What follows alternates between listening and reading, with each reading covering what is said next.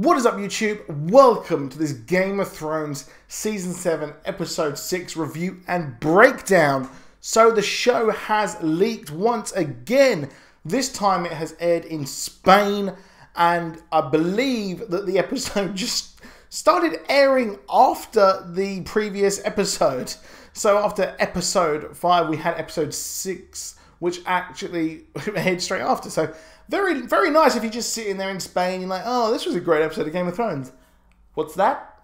Bam, bam, bam, bam, bam, bam. And it starts again. You're like, whoa, what the fuck? But I've watched the episode and it is insane. If you thought that the Field of Fire 2.0 was sick, well, this is even sicker. This is the sickening. It is amazing. Now, obviously, last episode we ended up, we set off with the whole thing with our Suicide Squad. We've got our own version of the Suicide Squad going out to capture a white, which was insane to think about. And it pretty much is, or for a lot of people, a suicide mission. So there will be spoilers about this episode, especially the insane ending.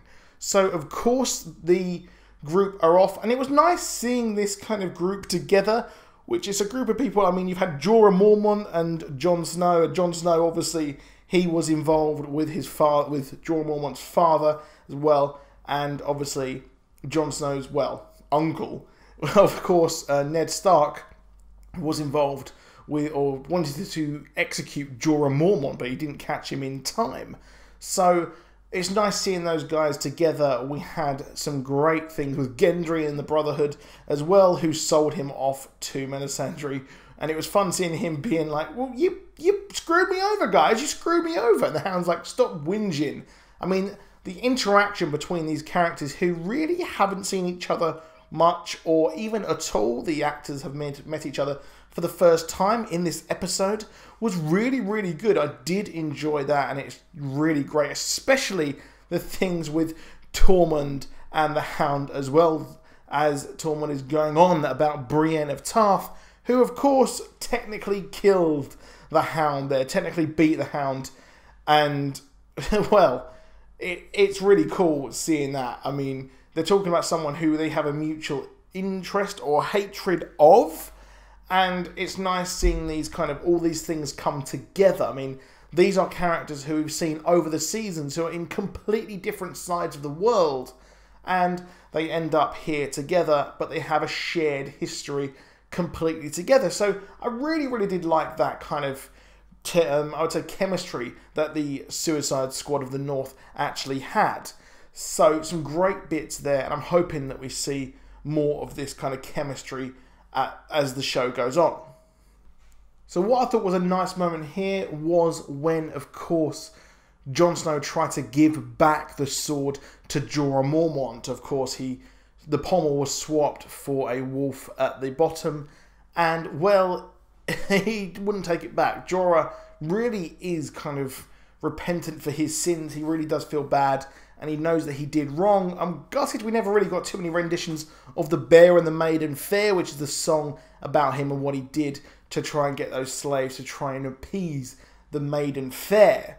And, well, he's like, you know what, you can keep the sword, dude. I did bad, you keep it. A nice little moment there as well with Beric and Jon, who mentions that, well, you don't look like your father, which was a nice little touch there as well. And they lead into this battle moving forward, and they have like a mini battle against one of the lieutenants, one of the White Walkers, and the rest of the Whites as well. And sadly, poor old Thoros does perish later on in this episode, and it looks like Beric is now down to 1 life, but he still has the Lord of Light behind him as he puts his hand up the sword, and we see the flaming swords, which they look badass. And we've got a White Walker polar bear, which hints towards what we saw at the end of this episode, which was insane. So, of course, as well, we got that battle, and we saw the lieutenant later on after they killed the polar bear, and they've worked out that if a walker is actually killed, well, the rest of the whites that he's commanding are actually killed as well. However, it is later on kind of confirmed that what we had here is the speculation amongst this Suicide Squad that what actually happens is that if a White Walker turns you and he dies, you then as a White are done, you are gone. And we saw that White Walker completely destroyed by Jon Snow, which was pretty cool. And I love that in the trailer we saw someone else with Gendry's hammer, but it was given away to Tormund later on as well. So that's where and how that put a lot of people thinking that Gendry would actually die. And what I was expecting was that Gendry would signal like a huge White Walker rush towards the bit. But obviously we had Daenerys who fought there. And it's nice seeing the Night King once again, who is completely badass. I love the fact that we had this group. They were just on this little island thing. They were sitting there. And the Night King with his 2 lieutenants there. He is just watching them. He doesn't care. He's toying with them. He just doesn't give a shit, to be honest. Now, as well as this, we also had Jon Snow and Beric talk about the resurrection. And the Lord of Light was actually the one who has led them there to fight this character of the Night King. But it didn't go to plan. So it's nice seeing the Night King there. He looks incredibly powerful. Doesn't say anything. And that's it. He just doesn't give a shit. And he sees them fight against Jon Snow. Seems like he has something against Jon Snow as well.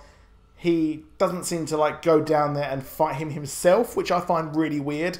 I'm not too sure if they have a connection, or like in my upcoming theory where I'm not sure if Bran is actually the Night's King. Further cements that theory, which I've got a theory video coming out tomorrow for that. But, of course, we see Daenerys lead her dragons to battle. And holy crap, was that an insane battle. And again, Plot Force actually saves good old Jon Snow from his death. And we looked like we were going to get Tormund to die, but we didn't. But the dragon was killed. I find it weird that you've got a dragon sitting down. You've got people on the back of it. You've got Jon trying to kill them, kill the Whites, get them away. And then the Night King goes after the other dragon. What the fuck? So he's like, you know what? No, I'm going to go after this other dragon. But that dragon dies and becomes the Ice Dragon, which I called it in one of my previous videos as well. So I'm pretty happy that I was able to predict that. But of course, it was information from the leaks as well. And these leaks are showing to be very, very accurate, aren't they? I don't think there are any leaks for the... I think there are for episode 7 as well. So there are that, which lead into quite a lot of things. However, this episode was crazy as we saw the Ice Dragon pulled out. And not too sure if it's going to breathe ice. Will it breathe kind of like cold fire, so to speak, or whatever? Not too sure what's going to happen with that. But that is crazy. And Daenerys is down 1 dragon. But Jon Snow has bent the knee after he was saved by Benjen Coldhands, looking like he's dead. Bit disappointing that we never learned more about him, what he actually became, what his history was beyond the wall. Of just a real gutting shame there. But Jon Snow again, once again, survives. So there is that, and he's there with Dany, and they're sitting there like, you know what, we're gonna, we got some tension. Jon Snow bends the knee. Earlier in this episode, they talked about the whole thing with having an heir as well. So having the heir there is pretty interesting to say the least. And we were expecting the hashtag boat sex, which, you know what, might happen next episode. However, not too sure what's going to happen there. But the fact that they talked about the heir, and then we got them together. And then also, we got the kind of polar bear that was a White Walker. Then we got the dragon. So a lot of stuff going on there. Of course, we got Sansa and Arya as well as the subplot for this episode. Wow! Arya is a beast, and she gives the dagger back to Sansa. I expect she's kind of being like, you know what, I could just kill you whenever I want. I'm not going to do it, but be scared of me. And then you've got Brienne, who is moving down south as well, who hints towards Littlefinger, who has actually kind of, you know what, turned the whole of Winterfell against her. So not looking good here for Sansa whatsoever. So I'm interested to see where that will actually go. However, that is it for this video. Please do drop a like. Please do subscribe. Check out the link below for some really cool Game of Thrones merchandise. And I'll see you soon, and goodbye.